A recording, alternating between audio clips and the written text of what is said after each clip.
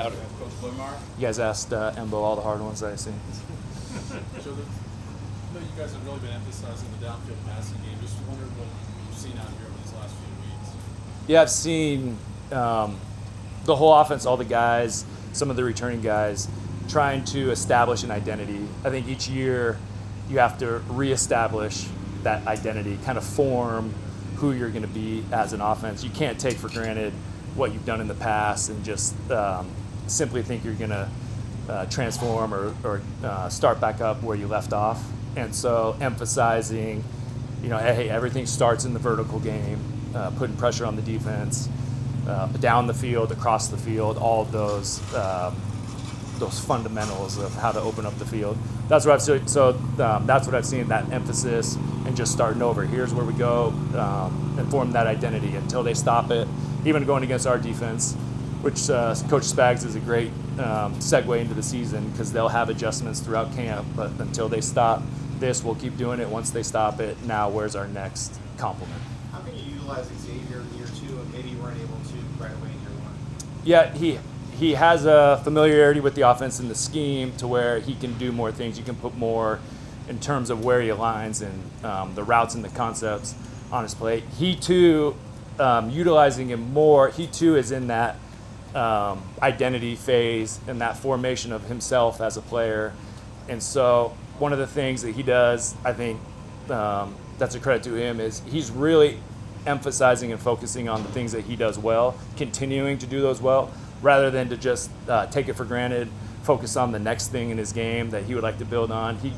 He singles out Trent in one-on-ones, and oftentimes he's going to run the same routes over and over against Trent. So really sharpening his fastball, his main pitch, and then from there being able to say, all right, here's how I can complement that, and here's the other moves and the routes that can work off that. So he's like a microcosm of the offense in general. In year two, he's trying to establish that identity of here's what I can do against anybody in the league, and then if they start taking it away, here's how I can complement that. Joe, you mentioned the identity, and from like 2018 to 2021, you had that Legion of Zoom identity, and everybody's been talking about speed this year being the hallmark. What are the similarities? Are there similarities between what you're trying to do now versus what was happening back then? Yeah, I think there's similarities in when you have multiple guys on the field, like in those early years when you had Trav and Tyreek and Sammy, and you had multiple guys on the field who could do multiple things against the defense, then they never knew really which way a certain concept was coming. It could be Sammy one week, Tyreek the next, Trav in the week 3. So each month it was just a constant guessing game and cycling through how we were getting to certain things and then complementing them. This year, I think we have a similar set of wide receivers who have been in the system, and although they all have different traits and are better at different things specifically, they all have a skill set that can allow them to line up anywhere on the field and work a specific concept. And so that just allows us to hopefully keep the defense off balance with not necessarily having it always be Xavier running deep and then Trav underneath. It's just like we were talking about with Xavier's game. He's underneath and somebody else is over the top, and just constantly changing that. Joe, what have you seen from Travis this camp? He's a guy who decided to come back. He's been through this a whole bunch of times. How's he evolved over the years? Today was a great example. We one of the hotter last days of training camp in full pads.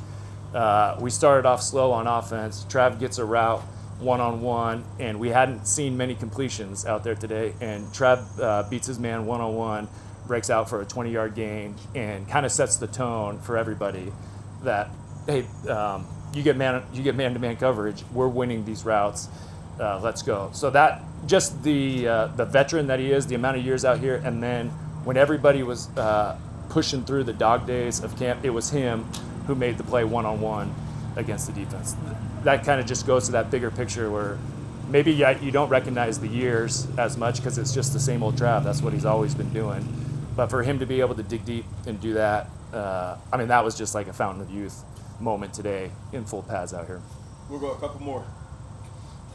What's jumped out to you most about Patrick this game? His ability to communicate with the veteran guys who have been here, and then also the younger guys, Jalen, who's learning our offense, some of the newer tight ends, exactly what he wants through their eyes. So he can speak to Rasheed and Xavier, Hollywood, Trav, a certain way. They have a communication that sometimes is unspoken. But then with Jalen and some of our newer tight ends and newer pass catchers, he's been able to communicate exactly what he wants through their eyes, which is you can see him almost taking a breath and seeing, hey, I know exactly what you were thinking, or here's what I think you thought, and here's how I saw it, and it's just clicking. I think that's a maturity and an experience thing from Patrick to be able to recognize the game through their eyes and see it through their experience, and then meet them where they are. It's been incredible to watch. More? Good. Thanks, Coach. All right, thanks. Thanks, Joe.